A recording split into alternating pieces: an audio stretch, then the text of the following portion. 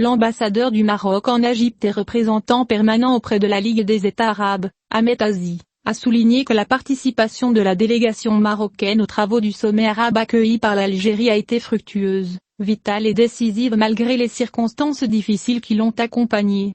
Dans une interview exclusive accordée au journal en ligne Express, l'ambassadeur et diplomate marocain a déclaré que cette participation a été importante et efficace à tous les niveaux, des étapes préparatoires aux travaux du sommet. L'ambassadeur du Maroc et représentant permanent auprès de la Ligue des États arabes a déclaré que le Maroc a pu sortir vainqueur d'un certain nombre de projets de résolution, notamment la condamnation de l'ingérence iranienne dans la déstabilisation et la déstabilisation de la région arabe.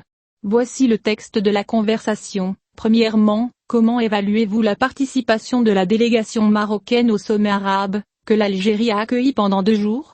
En application des instructions de Sa Majesté le roi Mohammed V concernant le développement et l'efficacité de l'action arabe commune dans toutes ses dimensions politiques, économiques et sociales, la participation de la délégation marocaine a été vitale, décisive et déterminante, malgré les difficultés qui ont accompagné Le travail de la délégation a été efficace dans tous les projets de résolution avant leur adoption par le sommet.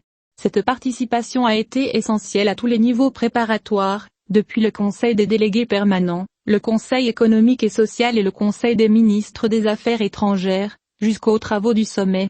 Le Maroc avait une opinion décisive dans un certain nombre de décisions, et s'il n'y avait pas d'opinion décisive, cela créerait les conditions appropriées pour parvenir à un consensus entre les États membres sur de nombreuses questions de dimension politique. Avec les membres de la Ligue et le secrétaire général, notre parole a été entendue grâce aux directives du roi Mohammed V, et à la longue expérience accumulée par la délégation marocaine. Où se manifeste cette participation vitale, par exemple ? Par exemple, il y avait un projet de réforme et de développement de la Ligue des États arabes que l'Algérie a présenté au début des travaux préparatoires, et nous avions une position claire, raisonnable et logique sur ce point. Qu'en est-il de la question de la condamnation de l'ingérence iranienne ? Le Maroc est resté accroché aux résolutions précédentes de la Ligue arabe et des sommets arabes, notamment en ce qui concerne la solidarité et la solidarité des pays arabes entre eux face à l'ingérence iranienne dans leurs affaires intérieures, directes ou indirectes. Au sein de la Ligue arabe, il existe un comité ministériel qui se réunit avant le Conseil de la Ligue, qui prépare les décisions, y compris celles liées à l'ingérence iranienne dans les pays arabes. Il y a eu une tentative de contourner cette décision, mais grâce aux efforts concertés du Royaume avec les membres du comité, elle a été adoptée par le sommet arabe.